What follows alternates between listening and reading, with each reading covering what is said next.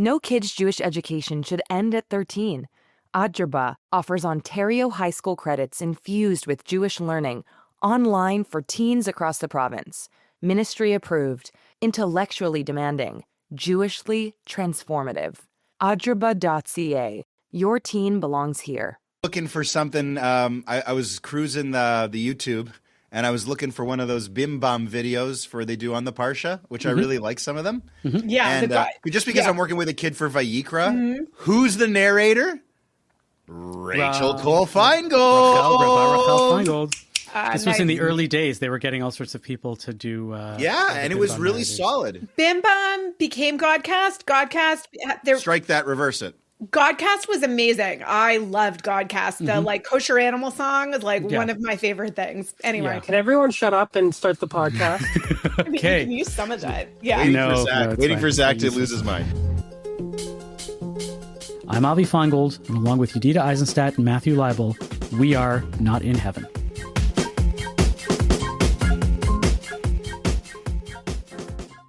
I feel like, we need an opening ceremony for today's podcast. We need a fanfare and people singing and a torch.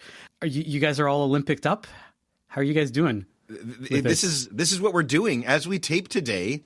Later this afternoon, I'm emceeing the Simkin Center Olympics, the Simkin Olympics. There will be a torchbearer, a paper torch, but there will be a torchbearer and great fanfare. So yeah, I'm all for it. I'm Olympic up, Avi. How about you?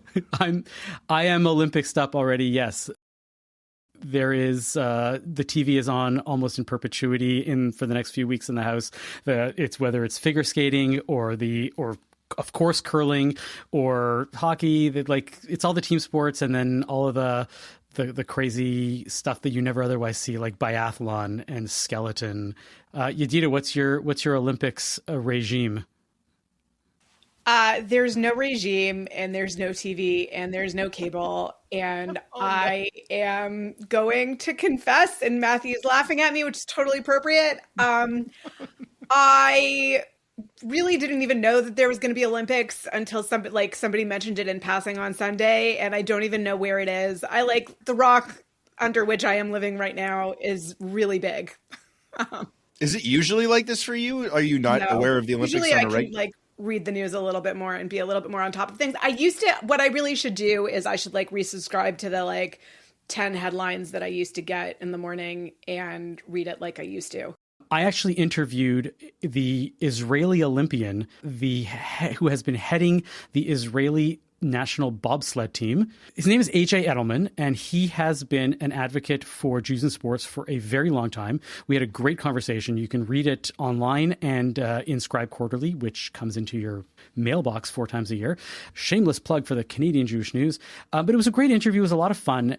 But he really has this bugaboo about Jews not really being involved in sports, especially not at an advanced level. And I mean, I personally think that he is somewhat right. He was telling me how hard it was to find money for the Israeli bobsled team to buy a sled. He said that last Olympics, they missed the qualifying round, meaning they lost out on being in the Olympics by 0.1 second. And that easily could have been picked up by having a new and good sled. And I read they don't. that in your article. And so they managed to get money this year, but he said we had to scrape by. There is no money for advanced sports in the Jewish community. And he says Jews don't see this as a value, not to say that they have weekend leagues or that they're involved in this, and Jews are big spectators of sports, and Jews own lots of sports teams. And he says, nevertheless, the value of sports at an advanced level, at a competitive level, is not something the Jewish community really prizes. And the way in which we can see that is that there really is an underrepresentation of Jews in professional sports. If you look at the amount of Jews in professional sports, it is not commensurate with the amount of Jews in the general population. And he says there should be more, and we clearly can excel at a lot of different things when we put our minds to it, but we don't seem to want to put our minds to sports. So I guess my first question is, does this resonate with both of you guys? I don't really buy it. I don't really buy that particular claim. Okay. I think Jews might be overrepresented in other disciplines, and I don't think sports is the only place where we're I don't know how we're underrepresented when we're such a small part of the entire global population. I'm a little confused by that claim. I mean, he's talking about the path there, the way there and the investment.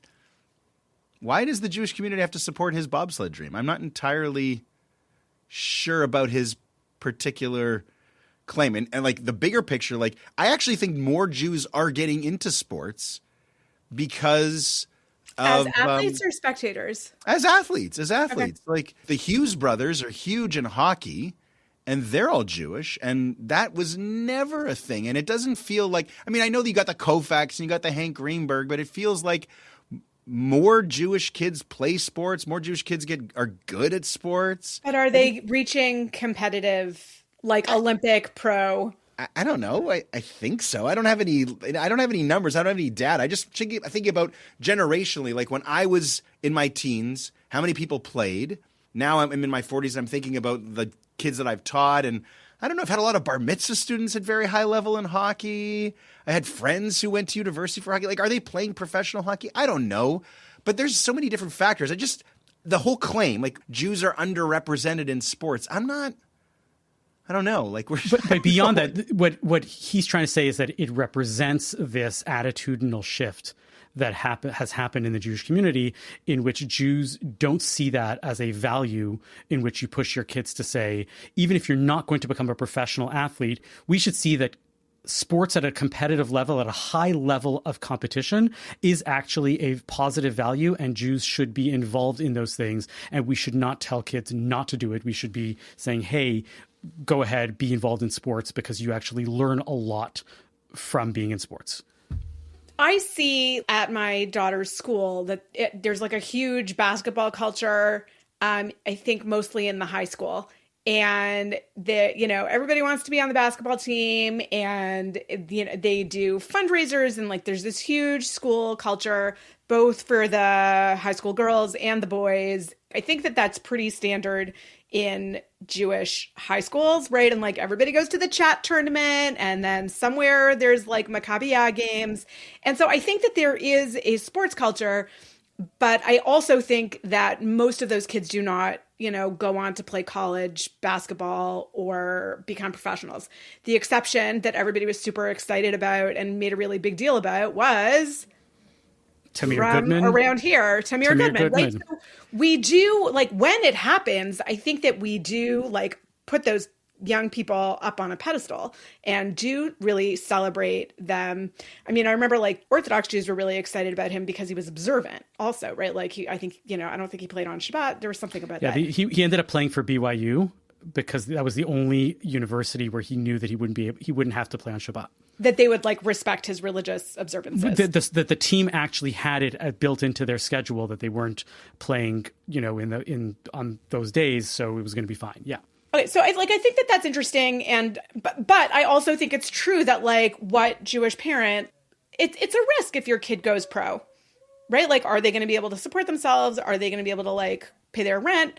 And so we do, I think, sort of push alternative professions, not necessarily professional sports. Yeah, I mean, but like kids should play sports. It's good for them. Yeah, like I did a wedding for a guy many years ago, great guy from Winnipeg, who was a terrific hockey player. He was just a little short, so he could never make the NHL, but he was like a quadruple A player. Right? They talk about like too good for triple A, but not quite good enough for the pros. He was a fantastic guy. He played in Europe. While he was young, his family, I think his wife went with him, and they had their kid, and they lived in Switzerland, they lived in Sweden. They followed the hockey because he could make money doing it, and then he went into a different kind of work. That is a tough life. Like, that is the kind of thing, like, it's the same thing in that way. If, like, your kid came to you and said, I want to be an actor, I want to be a musician, I want to be all of these kinds of things, where the straight line path has no guarantees, so much chance, so much subjectivity. I know all these athletes like to think they control their destiny. They do not. Right. They do not as much as they think they do. And as parents, when they're playing, they do. But to get to the game, they don't always control that, right? Like, and so... Yeah. Unless you're the best. And then, it's easy to support your kid. Like, if you're in the gray area, like... You get a bounce, you don't get a bounce. I don't know. It's a tough thing to discourage your kid. I always liked the way music and sports had like secondary roles in my life, and I was able to turn them into parts of my career. Like I feel like I found personally a way around it. But if you're great at a sport, or if you're great at singing, or if you're great, the last thing you ever want anyone to tell you is you couldn't do this for your thing. Yeah, right. Watch me. Right? Yeah, like both of you, I don't have data. I don't have the hard data. I don't know if there is hard data even to be able to look at this and to say he's right or he's wrong or we are right or wrong. I do have like anecdotal evidence, and I am around Jewish community and Jewish schools. And yes, Jewish schools often have sports teams. It's usually the basketball team because that's how many people you can get. You can't field enough people for, a full football team. And, whatever. My kid's school has a fencing team. They have a cross country team because that's easy to just have meets and to just go running. There's a wrestling team. Wrestling is a big culture in my kid's school. So there are sports teams. The question, and where I think he is right, is that doesn't translate to college, right? There is no transition to saying I'm good enough and therefore I am going to go to university on a sports scholarship, and therefore I am going to be able to compete at that advanced level. And then as a result means there's not enough people, or not that many people, that end up at the professional level because they're not competing even at the beyond high school level. So yes, I think the culture of sports and playing sports is there at the recreational level. And yes, there's tons of driving kids to and from sports teams and things like that, just like there is, acting and dance and music and all of those things. But I think where I think he's right is that for a lot of people that stays at the hobby level, and therefore it's not competitive, and there is some value. And this is where I think he is right. There is value in pursuing sports, pursuing something physical at an advanced level, even if you're not necessarily going to become professional, but to say, I want to see how much I can do physically and how I can transcend this goal and how I can break through and show myself that it's possible. And those are skills that you use in life elsewhere. So, and yes, those are things which are not necessarily emphasized in the Jewish community. And I think that that's probably for all the reasons that we said, because it's not a sure thing, because it's a lot more complicated. He disagrees. He says that there's, we're at the point now where you can put your kid, if your kid shows some sort of aptitude, you can put your kid through the sports, direction, when that fork in the road, when it says, go to a white collar thing or go into professional sports. And there is so much training available that kids can advance much, into higher levels. But I think just that spirit of competitiveness, the spirit of gamesmanship, being able to, see an opponent, but not as somebody who you hate, who you only hate on the field, or you don't even hate them. It's just somebody you want to beat. He talks about how much he has done for Israel by being a representative of the country to Iranian players, to other Arab nations. All of this stuff is there. And so there is something to be said about saying, yes, we need to create these values in the Jewish community. Those values are there. Yeah. They can be there at the high school level. You don't need to go pro to learn about being a good sport and be a team player. And you also can learn to push your body and do things that you didn't know you were capable of, also without going pro. Which is not to say that Jews shouldn't. It's just to say that we're individuals, and people and parents and families have priorities, and the priorities might be different. So Emily Oster, in her book, has one of her books is called The Family Firm. And in the introduction to the book, she says families, parents need to, sit down and decide what their priorities as a family are. And then that determines basically everything else that flows out from there. So if you want your kid to be a pro hockey player or an Olympian or swimmer, whatever, then that changes the dynamic and all the decisions you make as your family, because your kids are going to eat granola bars and sandwiches in the back of your car when you pick them up from school and shuttle them everywhere. And that does preclude sitting down as a family every night and having a proper dinner. So, families make decisions about how important academics are and whether or not they're going to homeschool, and if they're going to be a family that eats dinner together, or if they're going to spend all their money on day school or summer camp, and there are limited funds, and, advanced sports are really expensive. So I just I don't think this is a systemic thing. I think it's a like, what are individual families' priorities? It sounds like what you're saying is that when Jewish families don't create these priorities, that's, coming from somewhere. I guess what I'm curious about is where that somewhere comes from, where a lot of Jewish families say it's okay to play sports to a certain level, but we don't create as a value the idea that you're going to push yourself and you're going to go competitive even at the college level, let alone beyond. First of all, so I guess what I'm asking is that true for the Jewish families? You're saying, Emily Oster's just talking about that. I'm saying that in the same way, as I said last week, that families are making passive decisions about whether or not they, make sure that their kids become literate in what a synagogue service entails. You don't get a kid who understands the service by not taking them to shul. Mm-hmm. Similarly, it's an active choice if you are going to, cultivate your kid to be a pro sports player. Yeah. So it's not that you're not, it's the active versus the passive. Sure. But that choice or that passive, those ideas come from somewhere. And I'm trying to say that they seem to come from the larger culture. And I guess for each individual family, when somebody goes and says, I'm not choosing sports or I am choosing sports, it's because of where they are, what's surrounding them. Do they come from a family? Do they come from a community where sports is valued? Do they come from a community where acting is valued? Do they come from a family where dance is, all of that stuff is there from around them? They're not making those choices in a vacuum, is what I'm trying to say. And I'm trying to ask. It's not that it's not that they aren't actively, they're just passively not choosing them. I don't think it's an active choice to my kid will not be a pro hockey player. Okay, Matthew. Yes. You were, really, really steeped in the sports world. Yeah. Is this a thought process that you had? Did you encounter Jewish professional sports people, athletes, that's the word I'm looking for, or not? And would you note it when you did or didn't? Were there patterns?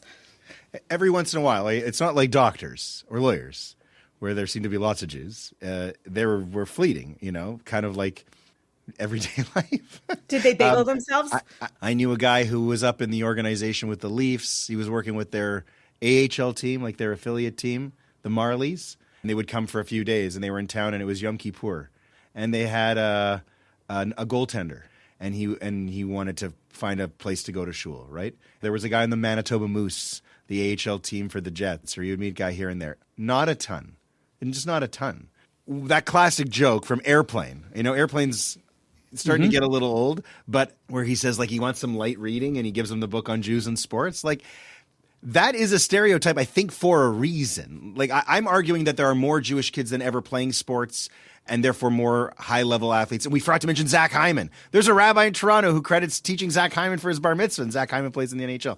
But yeah, when I was growing up, there were no Jewish athletes to look up to, right? That was just kind of a real thing. So I think that has falsely turned into Jews don't play sports. Because at the same time, all the young guys I grew up with all played hockey. Right. I played tons of baseball with Jewish guys. Our basketball team at our high school was, always a generational thing that people wanted to play. And you're talking about the schools for your kids and in your communities.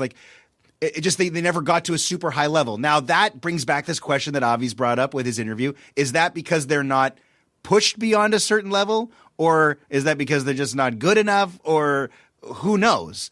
I still think that the representation will always be small, but it's going up. And so I think that sports are an important part of life, action, fitness, all that kind of good stuff. And I don't see this as a problem. I see it as a good thing. And I think that we should be applauding guys like Edelman. And I think we do. Julian Edelman was a great Jewish athlete, speaking of the Super Bowl and this whole thing. And not related. I asked him. They're not okay, but and then he did some advocacy where he visited Israel and he did speaking engagements and tours. So there are, I think the problem with it is that we expect these Jewish athletes to be more than just athletes.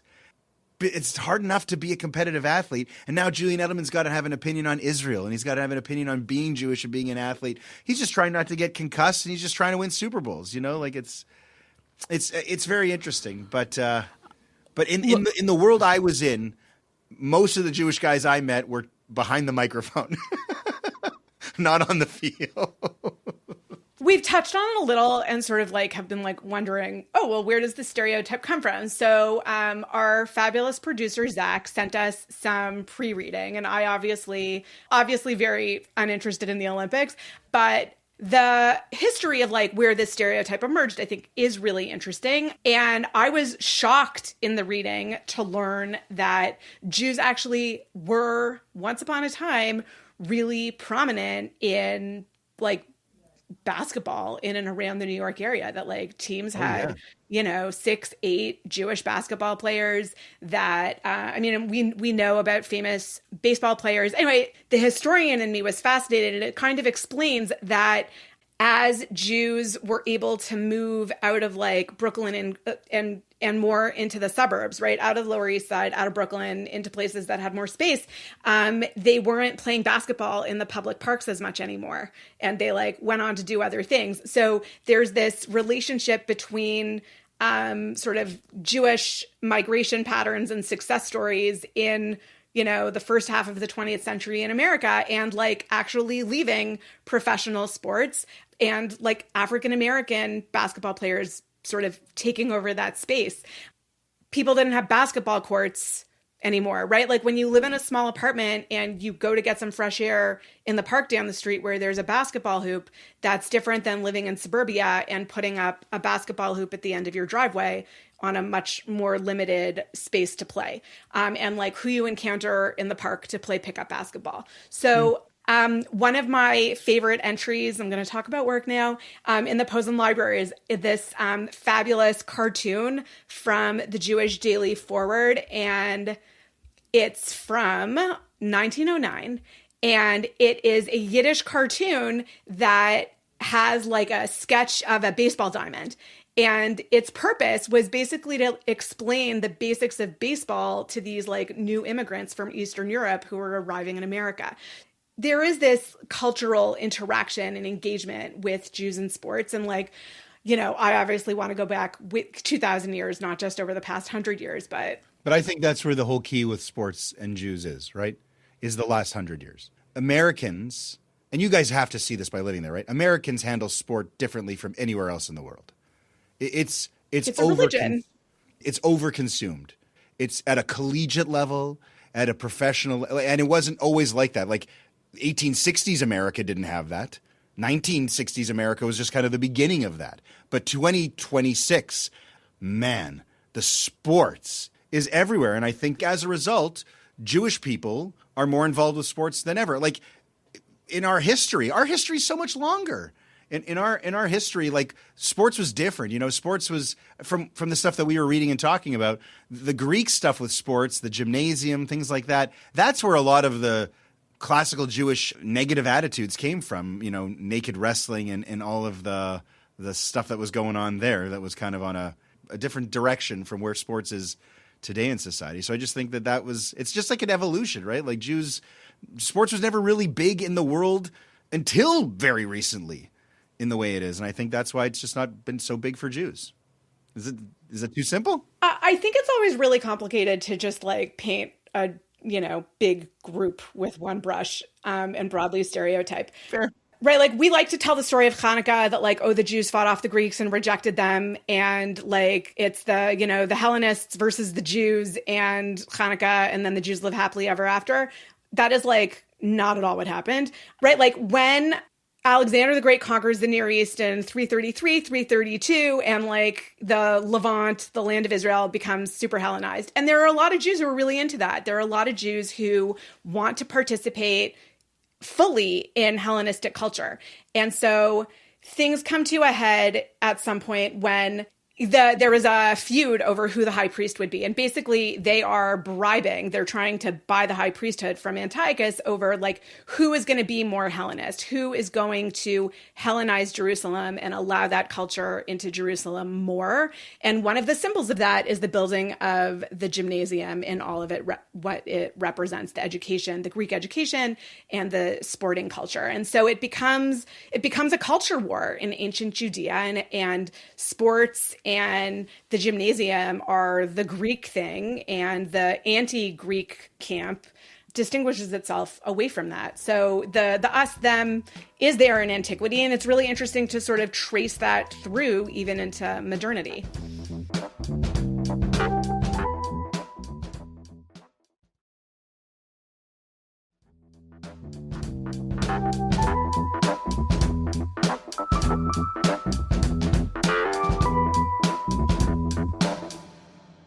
Okay, now on to our next topic. Did you watch the Super Bowl? What do you think the answer to that question is? I really don't know. Do I know the rules of football? No. Do I watch football? No. Football's played on a field with 110 yards, and there's 3 downs. Canadian football. Did you at least see the halftime show? Some people just watch the halftime show, which gets a lot of talk. No. I listened to a podcast about it the next morning. Do you know Almost as good as the real thing. Matthew, I don't know if you lament this the way that I do, but I used to like when watching the Super Bowl was like a communal tradition, because not everybody had like a big screen TV. And either you'd go to the one person that did and you'd make it into like a big Super Bowl party, or Schulz would do this where like, okay, we're going to put up the big screen and we're going to project it. And in Canada, especially, they would like entice you by saying, we're going to have the American feed with the American ads. Yes. And for years, Always this was did a that. thing. And now like nobody, I feel like it doesn't happen anymore. Everybody just watches the Super Bowl at home. The I think people were doing I think it he's here. right. In the I early think there's ritual 2000s, here. that was the case. And I had a group of friends. We had the ultimate, what do they call it, life hack? Because the day after the Super Bowl, we would book the room at the restaurant for next year's Super Bowl. The back room with enough guys that had the different cable hookup. And it was at Hooters of all places, which is hilarious when I think back to this, because why? But we used to have like a whole group of like a dozen guys, and we did that bunch of years in a row because, who else? And we were young. Who else was going to host or anything like that? But now I prefer to watch it alone, to be honest with you. It's too distracting. Do you guys Yeah. have any qualms about supporting this sport that we know is really bad for the brains of the people who play it to be a joy killer? No, not really. Like for me, it's so removed. I mean, it's a whole complicated thing that I don't think you want to like get into like a whole talk about football. Yeah. But Okay. I would never let our boys play football. I'm not even thrilled with our boys playing hockey. I mean, there's a lot of dangerous sports out there, you know? It's the Sure. part of what makes football appealing is the violence, the regulated violence. There's no question. These amazing athletes, but there's violence, and that's what people kind of like. So it's like you have to kind of like action movies. You have to kind of like the hitting. I know that there are rabbis that, try to say that it is halachically forbidden to support football. No. I think that's a stretch. Yeah, no, I have seen discussions about this and writing. Maybe this should be a future column for Avi Feingold on One Foot for Scribe Quarterly, but let's park that one for now.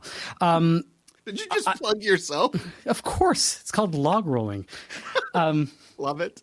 I'm not entirely convinced, and I do think that there needs to be major reform in terms of how football is played and what has to happen.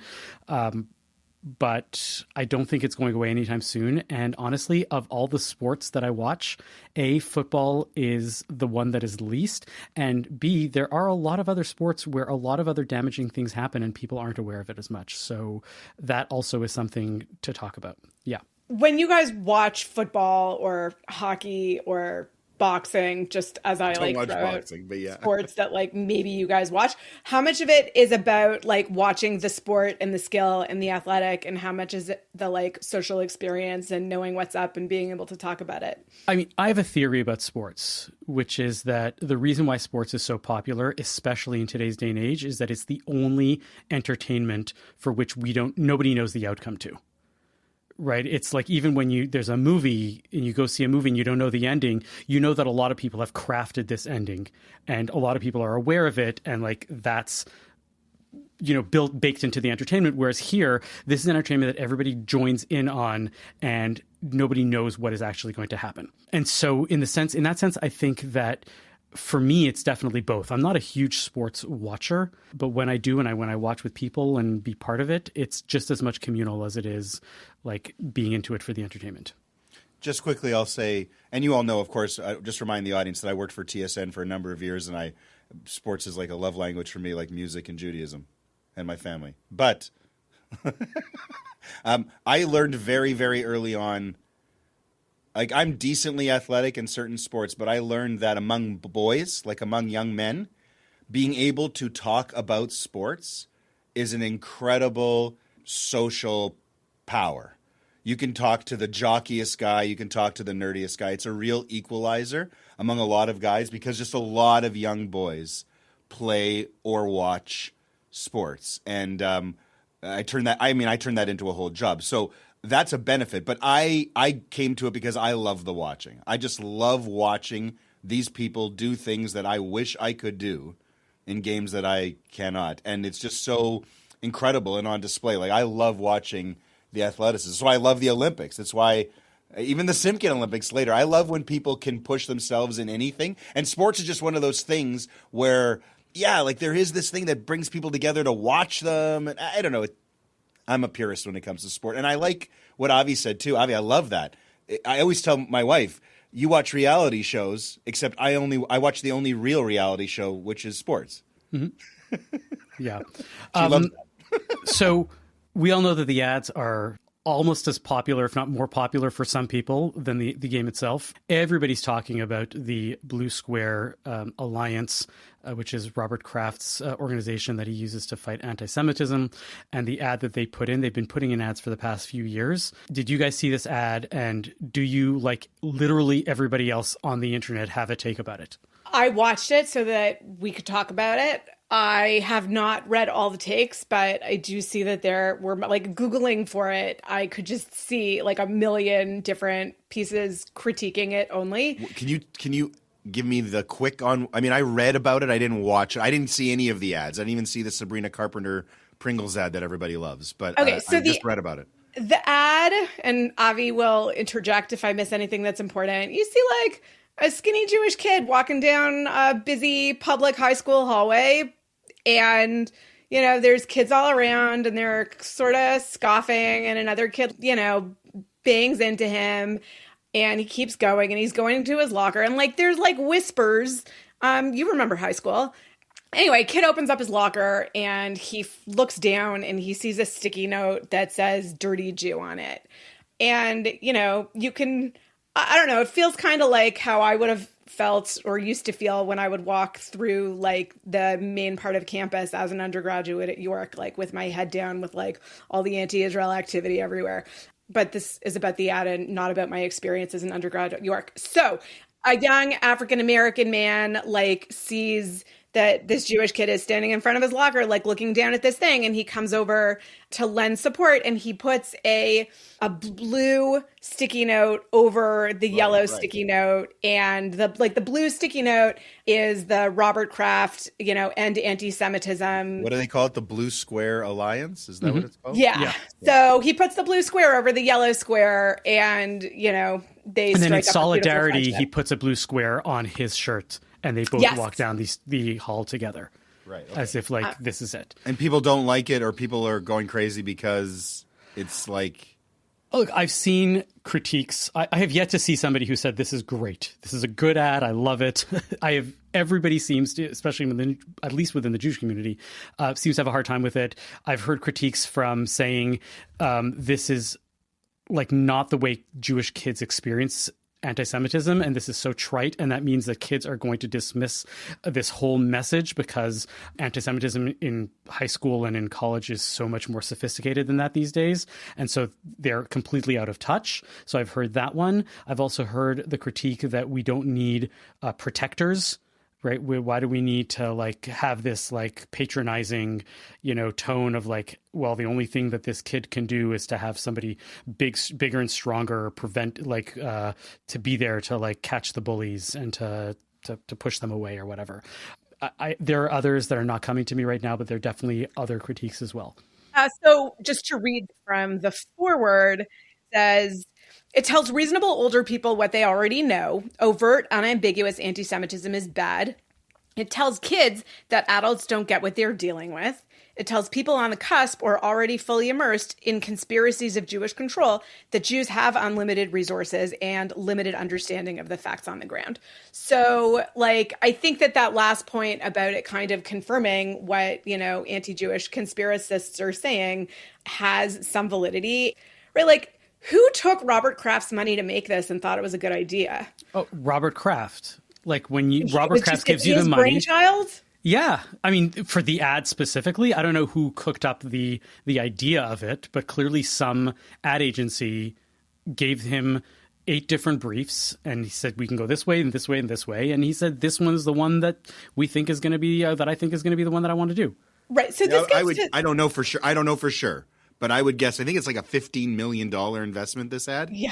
Because of the space on the that's not what it cost. That's because of what it costs to get a Super Bowl ad, right? Right. But, right. And wasn't it 60 seconds long or was it 30 seconds long? 30, Do you know 30. for sure? Yeah. The ad has initiated something that like Jews are always talking about anyway, but now we're talking about it in response to the ad about what good ideas are there for fighting anti-Semitism and like, should we be doing it at all? And like, what's a good investment and where are the good ideas? And I think that a charitable read of this is that it's an effort to raise awareness that you know Jews are being othered and there's discrimination and it's bad. And I think it's okay to do that. I'm not sure the Super Bowl is the right place for it. But we have a tendency also, I think, as a people, certainly me, to overcomplicate things, right? To look at them from 100 different angles. And there's so much to know. There's so much history to know. There's so much Jewish history to know. And it's hard and it's complicated. And you can't get it into a 30-second soundbite. So, like, or right, and then the counterpoint to that, because like I said, we always complicate things, is like maybe it can be just simpler. Maybe it's just like countering hate, and hate is bad, and hating these people is bad, and hating those people is bad, and like we shouldn't other people and discriminate against them. Like maybe it's that simple.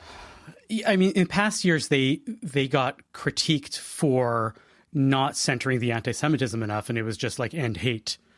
Right. And right. So last year, the ad was like Tom Brady and Snoop Dogg like screaming. I remember that. That ad. Yeah. And like not really saying anything. So there are always going to be critiques.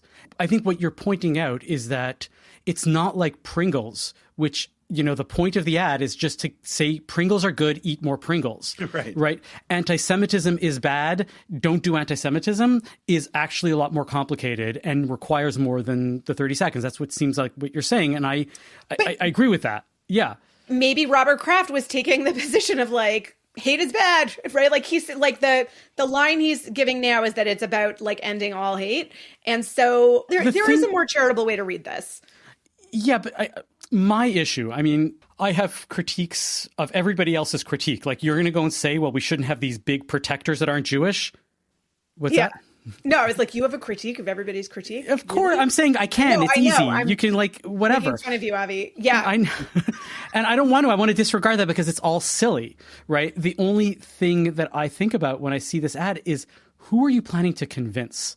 Like, does anybody think that spending $15 million on an ad fighting anti-Semitism is actually going to get anybody who watched this ad to say, oh, you know what? Maybe I shouldn't do that anti-Semitism tomorrow that I was planning on doing to that Jewish kid. Jeez, I don't know if it's like that. It's such an interesting question because obviously that's not, I think, the point, because I think Robert Kraft wouldn't say that's the point.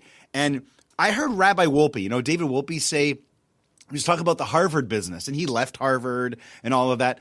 He was talking about, you know, if someone asked me, how do you feel about all the anti-Semitism and hatred? Wolpe said, I imagine my grandfather hearing this question and answering, wait a second, there are Jews at Harvard?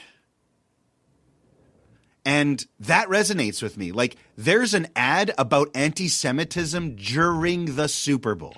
Right. So that to me, it's like existential versus buying Pringles. Like every other ad is literally selling you something? Part of this, like selling something, and part of this whole like Super Bowl commercial. And in there, Robert Kraft put in a message that whether you like the trope or not, I get that. I don't know that they were ever going to make anything that anyone liked. Because it's so, what is the word? Esoteric, abstract. It's just its very existence that to me is the win. And the price tag is $15 million. So, like, you can say, could you fund this? Could you fund that? Yeah, but it's literally the most watched sporting and TV event of the year. What I want to contrast it with, and I've noticed this for the past few years, is the He Gets Us, right? The Christian organization that makes an ad about Jesus every year. Oh, yeah. Always. And it ends with, like, he gets us, you know, there's more to life than more. There's always some message. And I feel like they're just giving this little mini 30-second sermon, which is positive, which is like, hey, this is what Jesus is all about. Do this thing. And, you know, and that's that. And I feel like that's such a different way of approaching it than saying, oh, look, anti-Semitism is bad, but people are there. I'm nodding with you. Or whatever. Exactly. I like your take on this. I think it makes... It's like it's already an anti, like the whole thing is like it's a negative topic. It's a negative thing. You're trying to fight it. All the words we use about anti-Semitism are such violent words: combat, fight. You know, like and those messages, which I also find funny in the Super Bowl. Not funny, but in the out of place kind of way. Right? Like I watch the Super Bowl ads thinking of like who's famous, who's funny, what are they going to sell, ha ha ha. But then you throw in like those Jesus ads and they do totally change the tenor in the room. You talk about a Super Bowl party and everyone's watching the commercials more than they're watching the game. And that ad comes on and everyone's just kind of like, it's like 30 seconds on whoa, right? The anti-Semitism one doesn't have that same effect. I think you're right. You like this, Avi. What would you do? What would be your Avi, tell us what your solution Jewish is. light. So first of all, I You're think good at this. Whatever ad I would make, like I was thinking, my thought experiment was a little bit different. I'm like, imagine if we gave that money to Chabad or to Ish or to Really? Ish, and they would do an ad. Like everybody would critique it in exactly the same. Like everybody would have their take and would say this is not good and this is bad and this is whatever. Whatever the ad would be, whatever you could have 30 seconds of the Rebbe waving back and forth like with his hand, and everybody would just like critique it. So what would my ad be? I think I would need more than 1 second to do it, but I would find some aspect of Judaism that is distinctly Jewish, but also has a very universal message. And say, like, hey, this, right? Maybe it's Shabbat, right? Talking about a tech Shabbat or talking about Shabbat and how other people can adopt it. And everybody has this idea of Sabbath. Like, find some way in which we can, like, talk about something Jewish in 30 seconds and say, you know, this is Judaism, right? Not whatever the other, without having to say the part of this is not Judaism and all the bad stuff. Do you think that you people would ever be okay with the amount of money spent on a Super Bowl ad for that to be the place where Judaism or anti-Semitism or whatever is tackled? Absolutely not. So that's like the real problem, right, is the money for the ad. No, I think, I mean, yeah, in a way, for this specific thing, I don't think that money is money well spent. But because we're not selling anything. For companies, it probably is money very well spent. I wonder if you know Robert what I mean? Kraft, I wonder how he feels about it versus... Well, remember, for Robert Kraft, this is pocket donation. change. Right. I don't know, pocket change. It's pocket change. And I think he is a big philanthropist. So I imagine. This is pocket change for him. And he, you know, I'm sure gives plenty of money to lots of other causes. I want to reframe this just a little bit. I don't think that the average viewer of the Super Bowl thinks very much about Jews and anti-Semitism. In a negative way, you mean? No, I just think it's At like all. not something that keeps them awake at night. So it's just like a weird placement because you're like raising it is. an issue that like may or may not be on most people's radar, right? Like it's in the media a lot. It's in the Jewish media a lot. It's in the Atlantic Online a lot, the CJ, right? But like are non-Jews, like is the average viewer of the Super Bowl thinking about Jews and anti-Semitism? No, I think you're right. I don't think so. No, I would agree. I would agree for sure. Which is why I think Kraft would say like we're giving it a heightened awareness to use. I was going to say, if anything, are you trying to say that there are people who are not thinking about it, and now that they see this ad, they actually might think about anti-Semitism, but in a negative way? No, I think that they're just like, what the hell is this, and why is this in the Super Bowl? Yeah, I think they have that reaction to the Jesus ads too. Just Christianity is so much more popular, but. I think that in America there is like a much more overt religious culture that is Christian. So I don't think the Jesus ad feels so out of place, but the anti-Semitism ad, I think for most people watching would be like they were just like scratch their heads and move on to the next ad. Okay, let's get on to textual healing. Textual healing. It's time for some textual healing. Let's get biblical. Tell me a parsha, and we'll make it physical.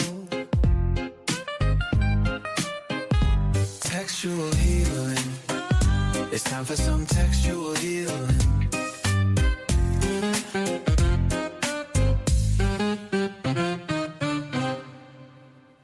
Matthew, what do you have for us today?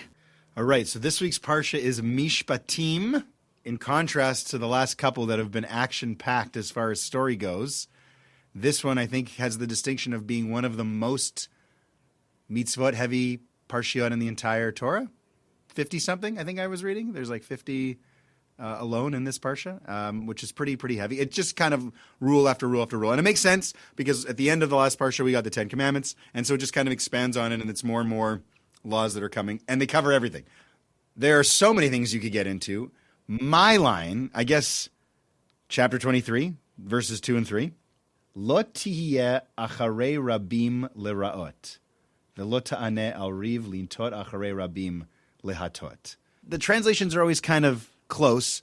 One example here, you shall neither side with the mighty to do wrong, you shall not give perverse testimony in a dispute so as to pervert it in favor of the mighty. Okay? And then the line that follows it, nor shall you show deference to a poor man in his dispute. You can't go with the majority just because it's good for the majority, and you can't feel bad for somebody who's very poor and side for him just because he's very poor.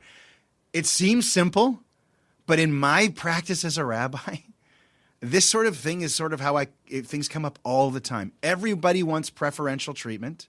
Everybody wants to be an exception to the rule when they're booking their wedding and they want me to fudge the lines on whether it's a holiday or not, when they're doing this, when they're doing that, or maybe even to do something big like cremation. They always want some kind of like preferential treatment. You have to make tough choices that often go against the majority for that very reason.